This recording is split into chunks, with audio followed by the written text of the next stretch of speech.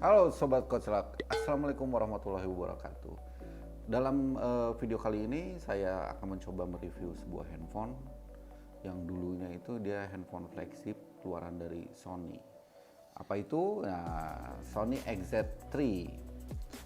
Kebetulan untuk review handphone Sony ini saya menggunakan Sony-nya XZ3-nya yang AU ya. Kenapa? Karena agak susah sekarang kalau mencari handphone Sony resmi di Indonesia itu karena sudah lama sekali kan. Sobat Koclak tahu sendiri Sony sudah hengkang dari Indonesia. Nah, makanya saya akan mereview satu handphone ini. Kenapa saya penasaran mereviewnya? Karena dulunya tuh dia handphone flagship ya, harganya 10 juta ke atas lah. Dia itu keluar di bulan Oktober 2018. Snapdragon 845, Adreno 630. Wah, pokoknya cakep banget pada zamannya, makanya harganya selangit. Nah, sekarang itu mumpung harganya 3 juta sekian, ya mulai dari, bisa dibilang mulai dari 3 juta sampai 3 juta 900 lah, tergantung kondisi ya. Biasanya kalau yang mulus 3 juta 800, 3 juta 900, tapi yang ada lecet-lecet, ada goret-goretan itu bisa 85, 35, 33, malahan ada yang 3 juta juga di online ya. Nah, mari kita lihat reviewnya. Handphone ini sudah dilapisi Gorilla Glass 5 depan belakang, dan bodinya juga semi edge ya, jadi melengkung walaupun tidak semelengkung Samsung, tapi dia sudah edge dengan displaynya POLED HDR, didukung True Luminous Display dan X-Reality Engine-nya Sony.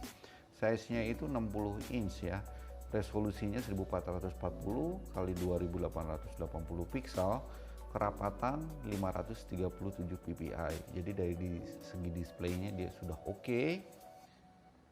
Dari bodi belakangnya juga sangat shining, jadi dengan lapisan Gorilla Glass-nya itu masih oke lah, keren dan tidak ketinggalan zaman ya. Jadi masih bukan gaul, masih oke untuk 2020 ini, tidak kalah desainnya itu masih bagus ya.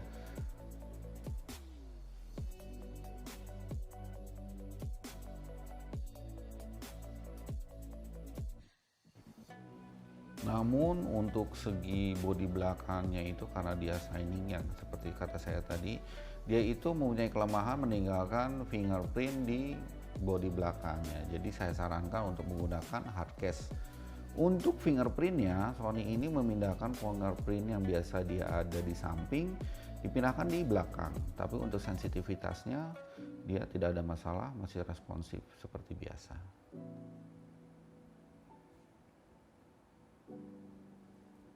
Dia memiliki beberapa mode yang ditawarkan dari Sony ya.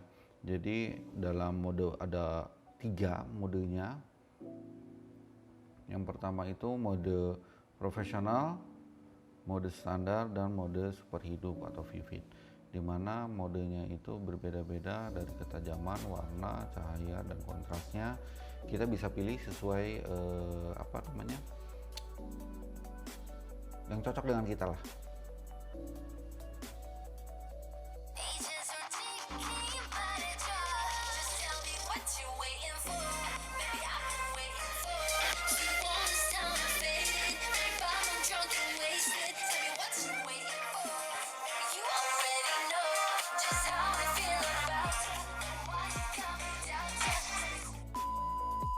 Jadi terkadang handphone yang lain dengan range harga 3 juta sampai 4 juta itu belum tentu juga bisa memutar video 4K ya. Maksudnya gini, dia bisa memutar video 4K tapi tidak semulus Sony XZ3, dan suaranya pun tidak sebagus Sony XZ3 ya.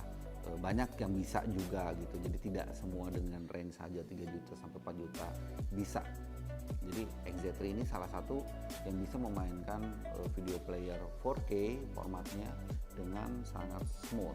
Lalu gimana performa multitaskingnya? Untuk dari segi multitaskingnya, performanya Snapdragon 845 ini membuat Sony XZ3 menjadi ringan untuk membuka tiap aplikasi lainnya, dimana tidak ada delay, lancar. Misalkan kita akan membuka aplikasi YouTube, setelah kita membuka aplikasi YouTube lalu kita membuka aplikasi lainnya, itu tidak ada delay ya. Jadi untuk performance multitaskingnya saya pikir XZ3 ini masih oke, masih good performance.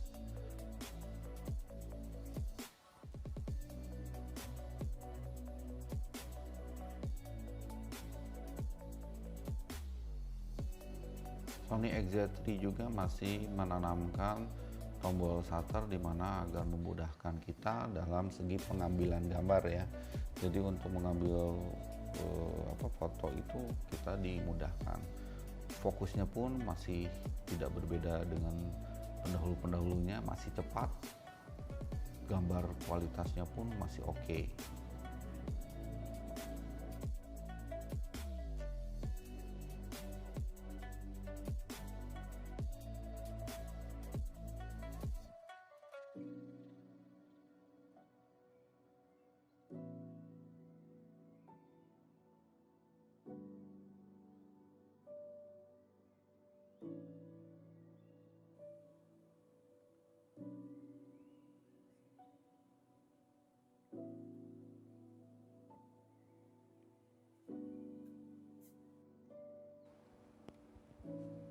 Berikutnya kita sudah masuk ke mode profesional atau mode manual.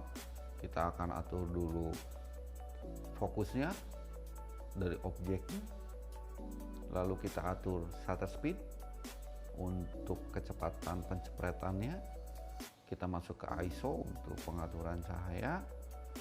Nah, setelah semua itu sudah kita setting, oh ya, saya juga akan menambahkan efek gelap dulu ya dalam ruangannya, biar di sini kelihatan kan suasananya itu lebih gelap, cahayanya berkurang. Kita atur lagi ulang sedikit.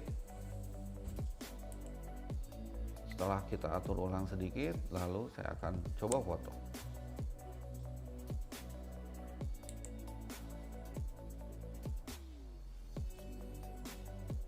Fotonya ini 1 detik ya, shutternya itu. Kita akan lihat hasilnya lebih bercahaya dari kondisi yang ruangannya yang gelap. Jadi untuk mode manualnya atau mode pro-nya dia oke. Kita akan masuk ke mode bokeh atau blur. Setelah kita masuk ke aplikasi, kita tentukan objeknya yang akan difokuskan. Setelah fokus pada objek tersebut, lalu kita pencet shutter. Dia akan mengambil 2 kali cepretan dan akan keluar settingan seberapa blurnya untuk backgroundnya itu. Untuk hasilnya sendiri bagus, tidak ada kekurangan lah. Untuk mode bokeh masih sangat bagus.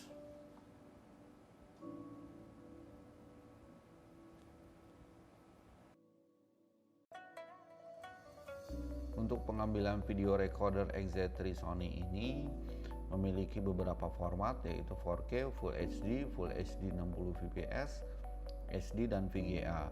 Yang pertama yang akan saya tunjukkan yaitu Full HD 30 fps ya.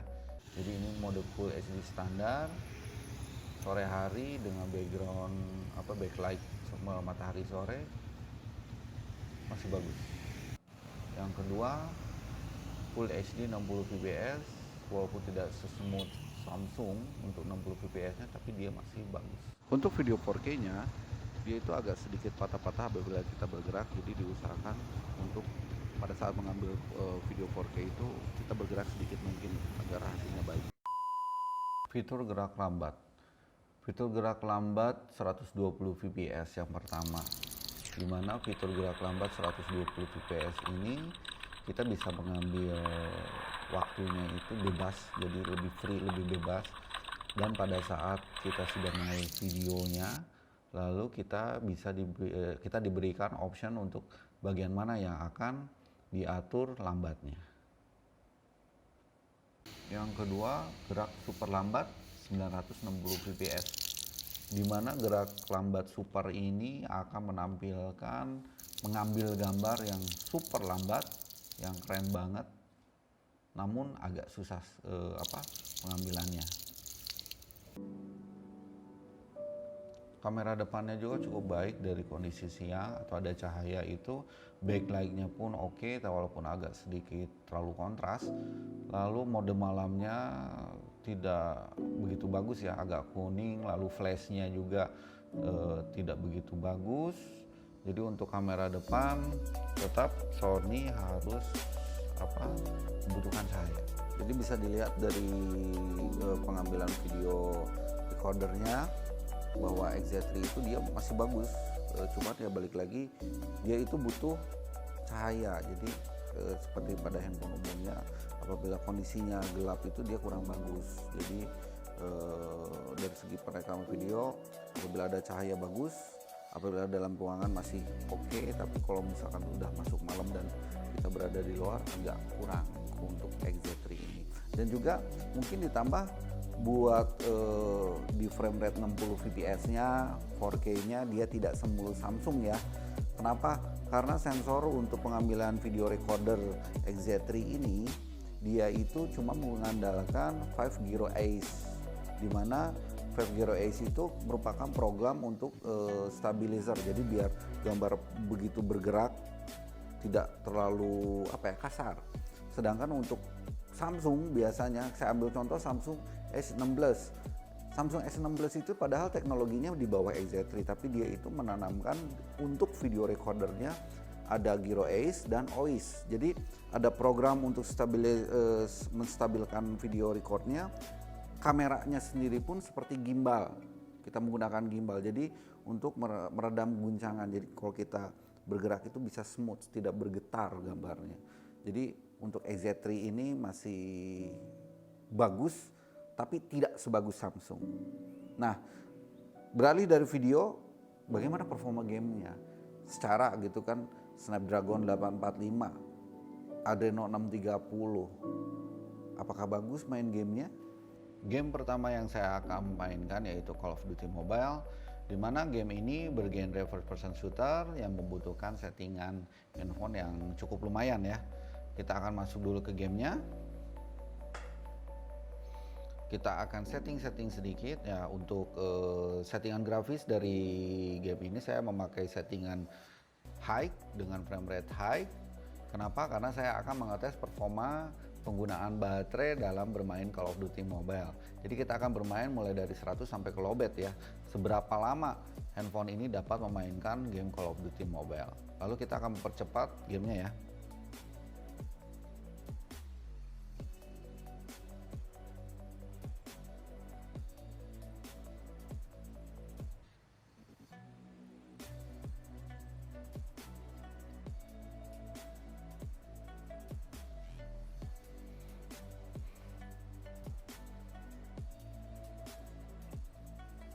Oke sob, sekarang baterai sudah ada di 11%, dimana saya menghabiskan waktu dari 100 sampai 11% itu selama 3 jam. Skor yang cukup bagus untuk sebuah handphone memainkan game FPS ya. Jadi selama 3 jam ini ya bisa dibilang cukup irit lah untuk bermain game Call of Duty Mobile.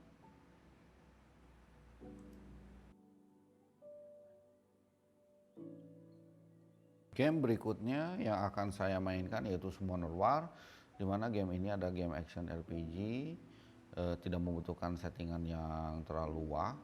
Di sini cuma ada settingan grafik low sama high ya. Nah, game ini tuh game grinding yang harus farming juga, banyak sekali questnya, ada PvP modenya, banyak sekali lah fitur-fiturnya. Jadi tidak membutuhkan sangat membutuhkan waktu yang banyak untuk memainkannya, tidak cukup sejam atau 2 jam. Kita akan mempercepat gamenya seperti biasa, akan mengetes 100% sampai ke lowbat.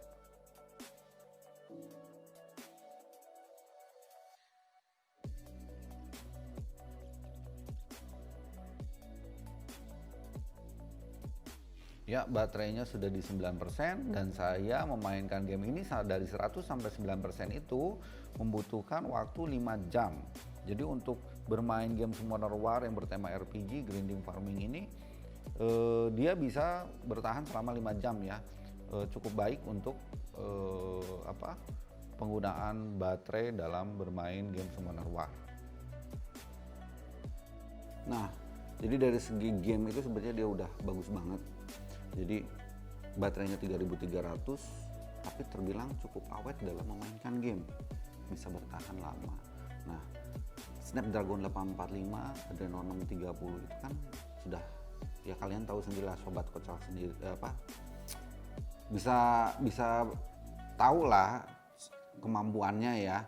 Nah, ada satu kelemahan dari XZ3 ini. Sebenarnya bukan XZ3 aja sih, dari semua handphone semua ada protokol thermal controlnya, dimana pada saat suhu handphone panas maka handphone itu akan menurunkan performa.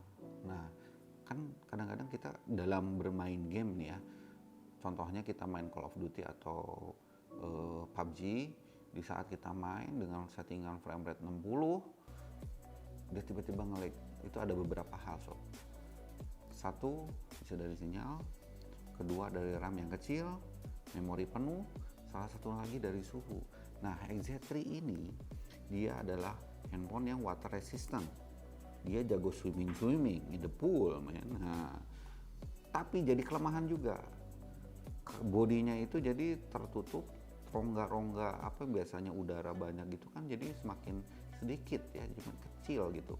Nah, di saat itulah sirkulasi panas di dalam tidak bisa keluar, mengakibatkan handphone ini panas. Saya ambil contoh, kalian main game nih, settingan ekstrim, FPS 60, mainnya jos, gamingnya jos, playing jos, 15 menit jos, nge-lag kan nggak asik gitu kan.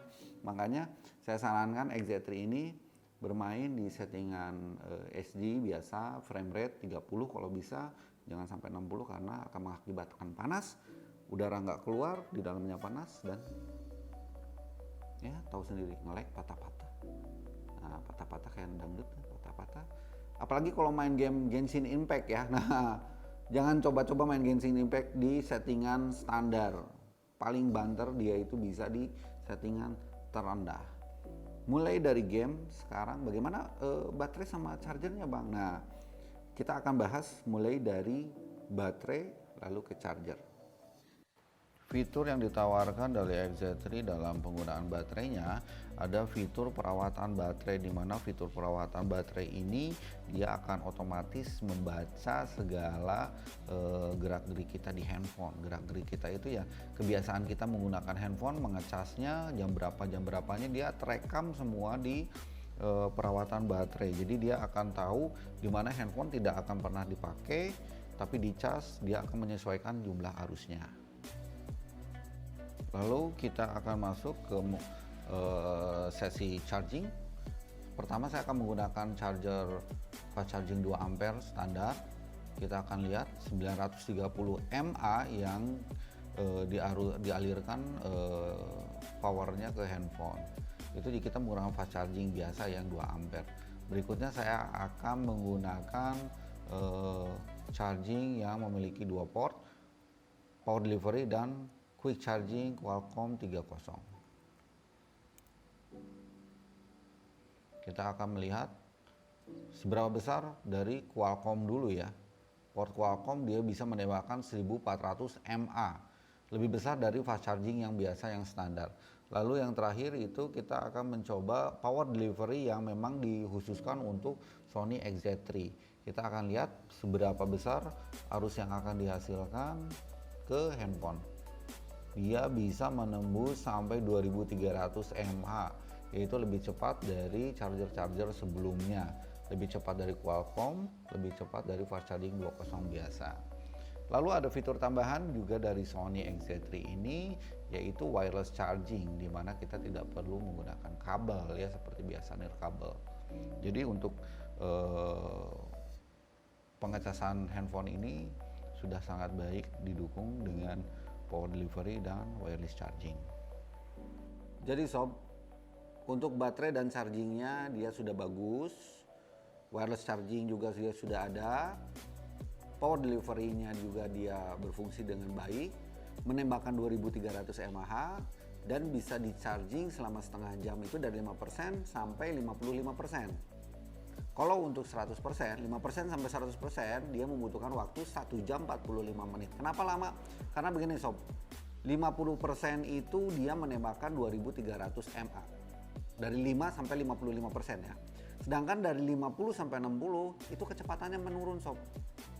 Nanti seiringnya berjalan chargingnya itu dia menurun dari 2300 jadi 2000. 80 ke 90 dia nurun lagi jadi 1600, 1400, 1300. Akhirnya di 90% ke 100% dia cuma menembakkan 800 mA. Kok kayak gitu bang? Memang seperti itu protokolnya, protokol charging power delivery, quick charging. Agar apa? Agar baterai terjaga kualitasnya tidak ngedrop. Karena kalau arus besar terus, itu baterai dipaksa kan, bisa ngedrop, portnya bisa rusak. Jadi kesimpulannya, XZ3 ini di 2020 termasuk handphone worth it di range harga 3 juta sampai 3.500.000. Worth it-nya seperti apa? Build quality-nya dia masih bagus sob. Corning Gorilla Glass 5 depan belakang. Layar POLED. Jernih banget. Video 4K ditambah apa nih? Dual speaker stereo sound-nya ajib banget. Water resistant, tapi ada kekurangannya. Dari segi game, karena dia water resistant, hawa panas tertahan di dalamnya mengakibatkan handphone panas dan performance menurun. Karena itu memang sistem keamanan mereka ya. Handphone panas terus bisa rusak chipnya. Jadi dia menurunkan performa agar handphone terjaga awet. Tapi ya itu dari kita main game bakal drop frame rate-nya, gameplaynya jadi nge-lag. Makanya saya sarankan untuk gaming bermain di mode HD dan 30 fps. Jangan lebih dari itu. Dia bisa, tapi nggak bisa lama. Cuma 15 menit lah. Selebihnya dia pasti nge-lag. Frame rate drop. Dari segi game, kamera masih oke, 19 MP belakangnya itu masih keren. 13 MP depannya juga masih bagus. Sensor belakangnya dengan fitur-fitur bokeh dan segala rupanya itu masih cocok meong ya. 3300 mAh nya juga masih awet. So itu masih worth it. Tetapi jika Anda memang pengen mencari untuk gaming, bisa cari yang lain deh. Yang performance gamingnya lebih better lah dari XZ3. Dia memang 845 Snapdragon, yang GPU-nya memang 630, tapi untuk gaming dia ada kendala di thermal panasnya. Jadi dia suhu panasnya itu tidak bisa dikeluarkan sehingga performanya menurun. Ya. Nah, ada satu lagi nih sob. Saya akan menunjukkan satu kelebihan yang dia yang water resistant ya. Tolong saudara Taufik. Saya akan coba. Bukan sulap, bukan sihir. Ini tidak ada casing pelindung juga ya. Saya lepas nih. Kita akan mengecek apakah benar dia water resistant. Kalau ternyata tidak benar, saya yang sedih sob. Oke, kita masukin ya. Masih nyala dia. Oh. Kita cari dulu WhatsApp.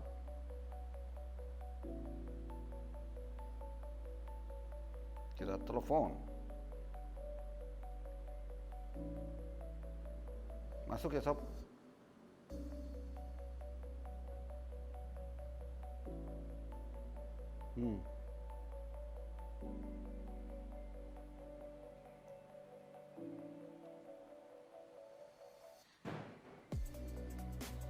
Masih oke tuh.